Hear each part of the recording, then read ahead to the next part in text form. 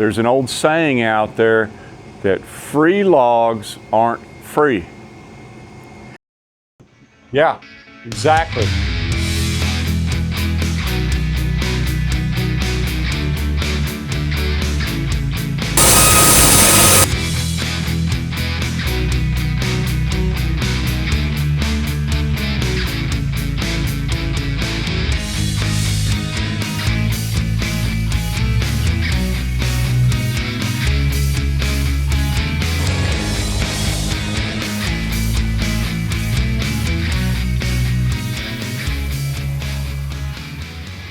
Hey folks, welcome back to another episode of Sawing with Robert Milton here at Hobby Hardwood. Excited to have you back. Got a couple things I want to cover today. One is I had a lot of questions about my self-dumping hopper that we use for our sawdust, so I wanted to go in a little more detail about that. But the main thing is one that every sawmill business or hobbyist will have to learn to deal with. And that is buying or acquiring logs. I can't sell a ton of red oak and not have a steady supply of red oak logs coming in. I can't sell a lot of cherry or walnut without knowing I can feed my customers. Because if you get them hooked on the high grade wood or whatever your particular product is, and then they come in and you don't have any, and then you make an excuse like, well, I couldn't get any logs, you know, that's the way it is. Well, they're gonna leave. You're gonna hang them out to dry, you're gonna hang yourself out to dry. So a lot of professional sawmills like us, in order to keep this level of restock, we have about 60 different species, give or take. It's a pretty big building. Everything's stacked up, ready to go. I mean, we got a lot of wood. We're called hobby only in name because years ago I used to saw pallets for a very short period of time and I didn't like it. Everybody can do their own thing. If you're a pallet sawmill, wonderful. It's just not something I like. So this little walk around's to show you how much stuff I got to keep in supply. We have everything from red oak to Kentucky coffee to poplar, all kinds of maples, walnuts. We even have stuff like teak and rosewood, ebony, cedars, red grandis, not to mention slabs and other artistic pieces. Curly maple, man, that stuff, you can see it kind of glow right there. I don't know if you can. It's gorgeous. Ooh-wee, look at that. But the problem I've got, and if you get a sawmill you will soon run into, is log supply. How do you keep them coming? And how do you keep them, you're just this camera. How do you keep them coming? And how do you get enough of a quality that you can make money? And that's the whole topic of today's video, because there's an old saying out there that free logs aren't free. So anytime an arborist has to take down what's called a yard tree, that's what they're called, yard trees, is because it's either too close to the house, so it needs to come down, so it's been there a long time. It's already dying, which means it's in distress, it has rot pockets, it's got dough, it's got something, it's got nails in it, or it's hollow, it got struck by lightning.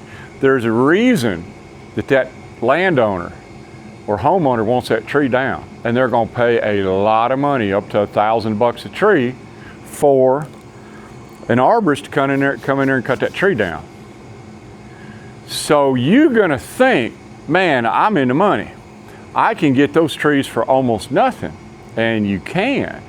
I call them roadkill, or if you get a bunch of yard trees, man, that's fine with me. I'm telling you what I do. We run a multi-million-dollar business, sawmill business, lumber business. Trust me when I tell you, you can do what you want, but I'm gonna tell you what we're doing, and what we're doing works. If you want to get yard trees, more power to you. As a matter of fact, back in the old days, I had a crane, a big dump trailer, and I would go at a moment's notice when a customer called me up, and I'd park on the side of the road and I'd roll that crane out over their yard and I'd go fishing for logs and I'd bring them back, and I knew I was making money. I knew it. About 80% of the time, those logs would not make high-grade lumber. Now, they would make lumber, they'd also make nails, they would make garbage. So I had to get out of it. I was losing money. It was a lot easier for me to pick up a cell phone and call a professional logger, which you do have to work to get, because they got to realize if you're legitimate or not. You're much better off calling a professional logger or a logger who knows what you want, or even a tree guy or gal who knows what you want. So to kind of put it in perspective, you go, well, who cares if I get the occasional nail in a log? Well, I'll tell you, a lot of the sawmills around here, the big pro mills, if you as a logger or tree service bring them a log with a nail in it, you are banned from their facility for 1 month. Period. See ya. We'll see you in 30 days. In the real sawmill world, nails, foreign objects, debris, barbed wire fences, stuff like that, no good. And typically those come from yard trees. So our whole business is based on not getting yard trees. And here's where I screwed up. I got a phone call from a guy who had a bunch of persimmon.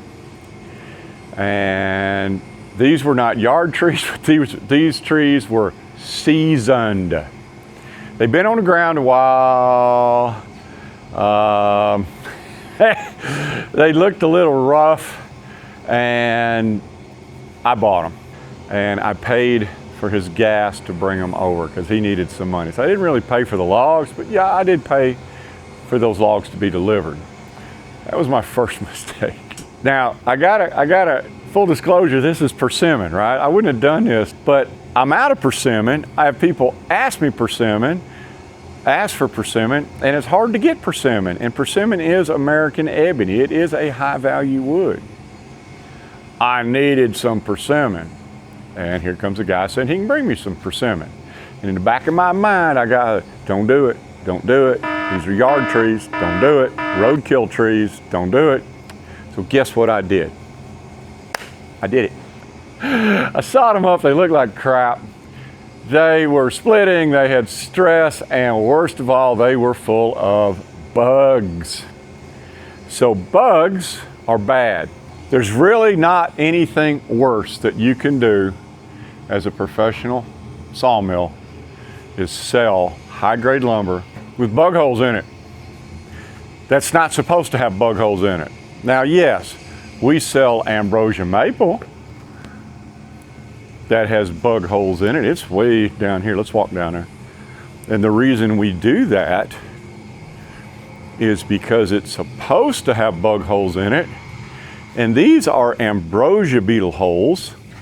They are not powder post beetle holes. There's a big difference. And one of these days I'm going to do a video on how to tell the difference between powder post holes and ambrosia holes. And ambrosia holes look great. And they're easy to kill. They're easy to sterilize. They only like wet wood or green wood. So I also occasionally buy wood with big cracks in it. This is true Mediterranean olive wood. This is not Pinterest olive wood. This is true Mediterranean high-grade olive wood with a big old crack right down the middle, and we sell the living crap out of it. Sometimes you buy wood with bug holes, sometimes you buy wood with cracks, but when you're buying persimmon, few golden rules. Do not ever buy persimmon with bug holes in it, because those are the wrong kind of bugs. Bugs, the beetles will actually pack the frass in the hole. So when you cut it open, I mean, it's just like jammed in there. It's horrible. And there's larvae in there and there's all kinds of stuff. And even if we sterilize it, that board is useless. It's got to look good. It's got to have no holes and no cracks. If you do that, you can sell it at a premium. The problem is, I got some free wood thinking I was gonna make money on it. That stuff was garbage. We're gonna go through some of the steps that Martha and I had to go through to clean it up. It's pretty ugly. You guys are gonna probably go, oh my gosh, look at all the waste. Trust me, so did we. When we got done with the persimmon, it turned out really nice. I mean, look how pretty this is. Beautiful wood. Some of the persimmon will get a deep gray color to it. Some of it has more of a whiter tone. And the Hardwood is black like ebony. In case you want to know what a real ebony board looks like, this is one. It is dirt cheap, $2,660. This particular board is 45 years old, just the board. I don't have any idea how old the tree is. And this is a special piece of wood. Part of the sister board to this one was sold to Alanis Morissette's custom guitar maker. You've probably heard of her. She's got like, I don't know, 5 Grammys. And he was using it for part of her new guitar. So we've got real ebony, and then we've got American ebony, which is persimmon. You guys know that sometimes you think you're gonna do better than you are, and just like a fish, man, I bit hard. This video is gonna show you why you don't wanna do that. We started out with a big old wad of logs. We started out with a full pack of lumber. Time we got done, I got just enough to stock this shelf. All right, here's our self-dumping hopper. It's got forklift pockets on it, which is nice. I can pick it up with any machine I got. We're gonna go in here and pick it up and go dump it. I showed you what I use sawdust for on my other videos. Let's see if we can get some video of this. Trying not to break my stupid camera here. Hopefully it won't hit it.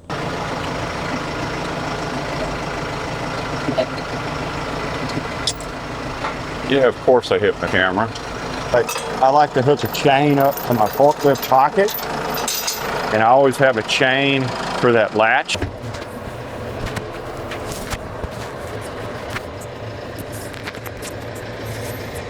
I mean, look at that. Man, there are wasps everywhere. Whew, I got lucky, but that was close to getting stung. My hand was right there, and they're not happy. All right, well, anyway, they're gonna go for a ride. This is the lifting bar, the dumping bar. You can see where it's got a little latch right there. You lift this up, the whole thing goes forward. The problem with this, like many designs, maybe the people who design them don't actually use them. So it makes me very uncomfortable to put my flesh and blood between this hunk of steel and this hunk of steel while it's moving up. So what I did was I welded a chain to it right here, and that lets me stand way back here. See that? And that way, when I flip, I don't pull the chain up, I give it like a whip. It unlatches that, everything's good. Watch what happens.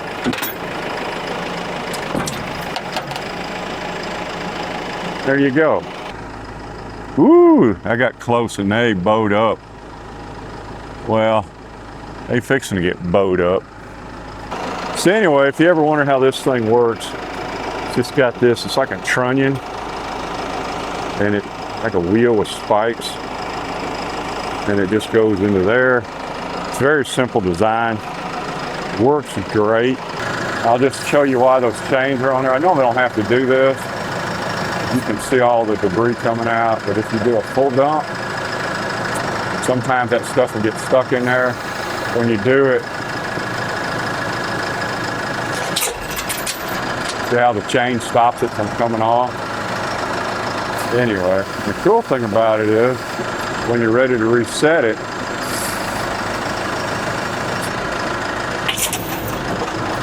there you go. I bet those wasps are not happy right now.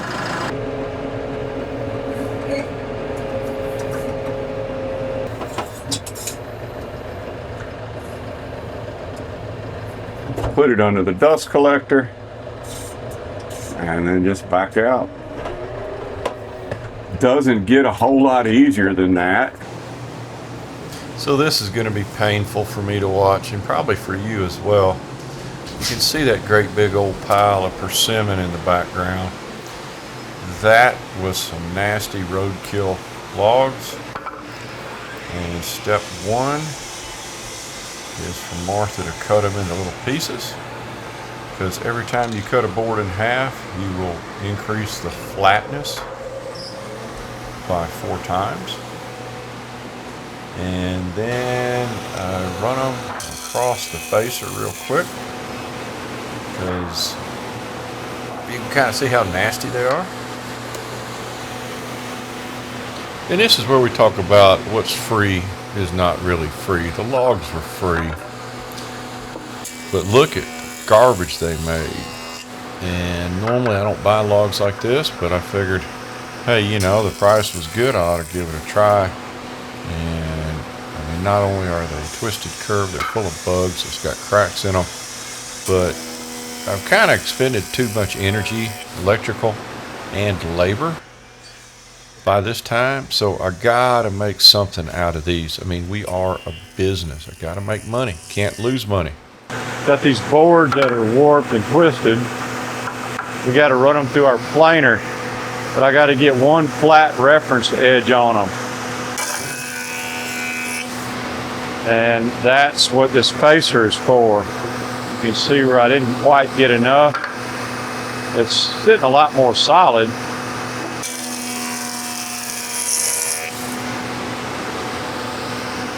Now I've got a nice pretty hunk of wood, and we can run that through our planer and it'll flatten it out. And you got to remember, I'm doing this because this is persimmon, and persimmon is considered a high value wood. It's American ebony. It's using golf club heads. It's fairly rare to get big logs. So this is kind of one of those, if this was oak or poplar or some low grade, low value wood, I would not be doing this. 3/16. And the idea is that you want a flat surface for the planer to be able to feed on.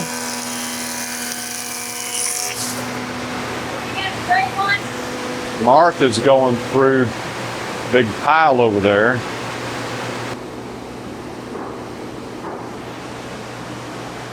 Alright, so you guys are probably wondering why we're going to the effort of cutting them so short. That's like I said before, mathematically, when you cut a board in half, you increase its flatness by a factor of 4. So that's a real quick way to try to increase that flatness before you put it on the facer. I'll show a derivation of it right here.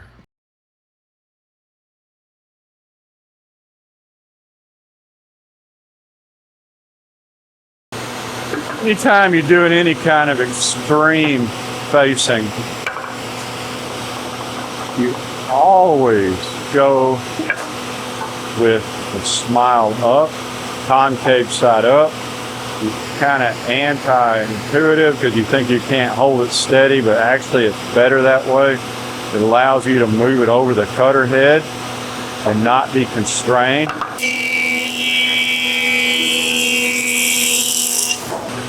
And you kind of rock it and kind of feel where it wants to be. And once you get going, it'll find a nice solid place to land, and that's all you need for your planer. See how sturdy that is now? Even though it's not all the way down, it's definitely going to be able to go across on this face right here and get it nice and smooth in the planer. Old Chip, he is not impressed. He knows that Martha and I are starting to get a little aggravated with this fool's errand trying to salvage this wood. So he's just kind of staying out of the way. Smart dog.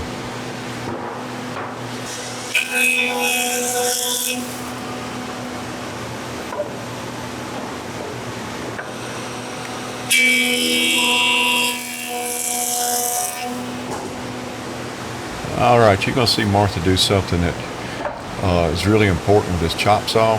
Anytime you're cutting up thick, twisted, warped wood that may grip the blade on the chop saw, You need to cut like 1/3 at a time. If you go and just drop right through, that board's going to twist, it's going to grab, and you will have a hunk of wood welded to your saw blade. Not a good day. Here's another angle. You'll see her go down. You'll see her take like 1/3 off. She's feeling for drag, feeling for twist. Every now and then she'll actually, if she feels a hard spot, she'll actually drop it through, try to sever it. We've done this 1,000 times. This is how you chop, saw through thick, twisted wood. You don't just guillotine it. I mean, we're using a carbide saw blade here. The carbide teeth are thicker than the body of the saw blade. So you can cut some relief in the kerf by simply raising the saw up. So basically what she's doing is she's looking at the board, she's cutting out whatever good parts there are. She's discarding the parts that we don't want, that we know we can't fix. She's looking at the relative value of each short compared to the long, kind of making that judgment call on where to cut it. And then she's handing it to me, and I'm running on the facer trying to figure out which side or which face would be the best one to flatten in preparation for us putting it into the planer.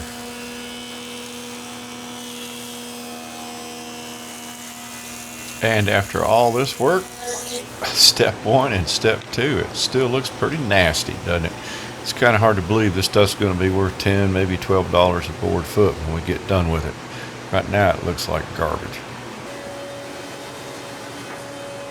All right, now we're going to feed them into our double-sided carpet planer or flattening planer. You know, the big gulp here is a facer on the bottom and a thicknesser on the top. I've got it set pretty slow because these boards have so much twist in them. If something goes wrong, then I want to be able to fix it. And I've got it set for right at 2 inches. I'm going to take maybe 3/16, a 1/4 inch off the bottom and about the same off the top. Now that doesn't mean that the boards are that thick.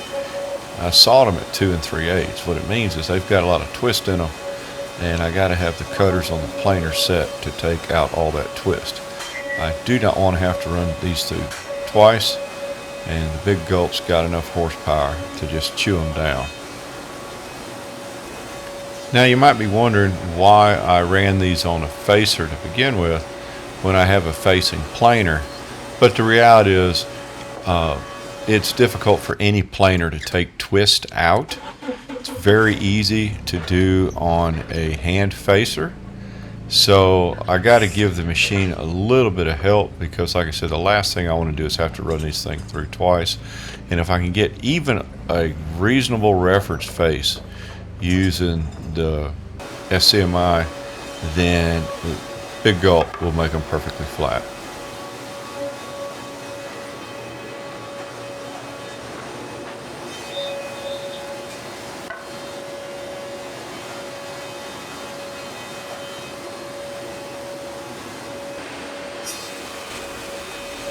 Alrighty, now these are starting to look like boards. Look how clean they are. You're starting to see those hints of ebony. Look how flat they're coming off across the bottom bed of the planer. Look how they're laying flat, but we'll edge that off. But the bottom line is they're starting to look like they're supposed to look like little dominoes. Righty, here we are at the straight line ripsaw. It's got a laser that shows where it's going to cut. It's auto feed. It's whacked through that hard as a rock persimmon. It's not even grunting. These things are incredible.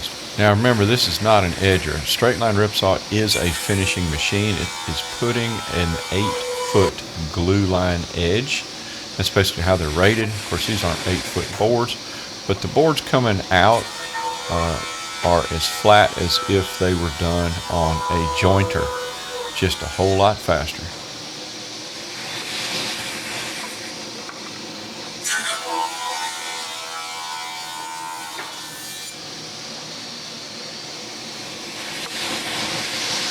Yeah, these machines are pretty cool. Kind of takes all the fun out of putting a straight edge on a piece of wood. Not. The other thing you got to realize is we've run, I don't know how many million board foot through this particular machine. It doesn't care if a board is 2 foot long or 16 feet long. It's going to eat it and it's going to spit them out, and their edges are going to be straight.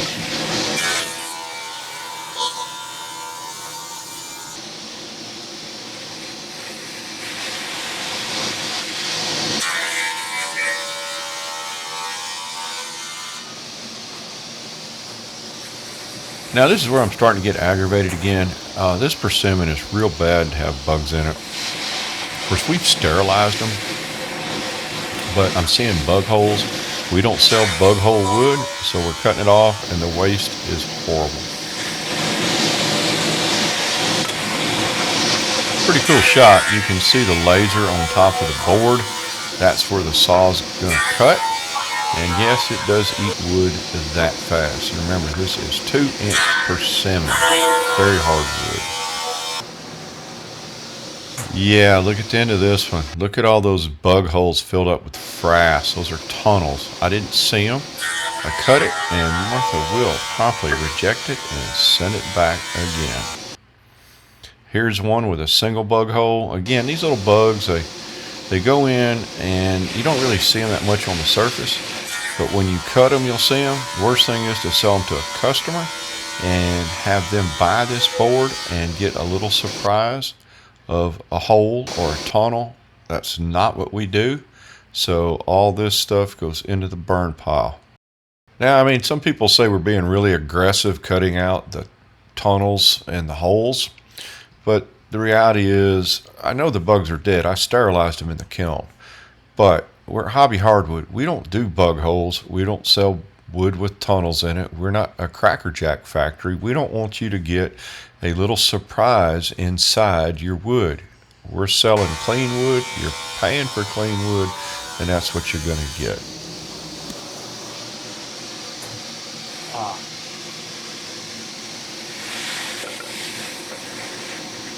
Several times. It will take multiple passes to get them all, simply because you think you got them and you cut them out, and then Martha looks at them and then she sees them and she sends the board back, and I get to try it again.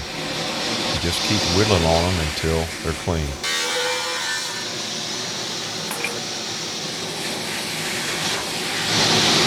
If it looks frustrating, it is frustrating. It's driving me crazy. I get so tired of doing this. Once again, free wood ain't free. Even though this was persimmon, we're sure paying for it now, aren't we?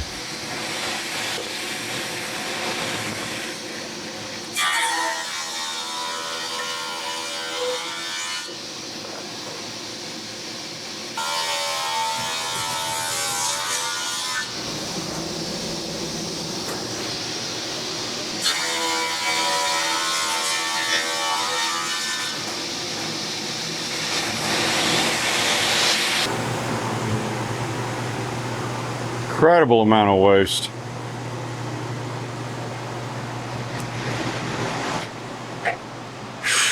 They look pretty. Flat as a pan. If you've got the picture of what we started with to what we ended up with. I do. Okay. That was kind of the video. Yeah, look at that waste. I know we got the logs for free, but does that look like it didn't cost us anything in the long run? Wrong. So anyway, guys, we will see y'all again next week, and have fun sawing.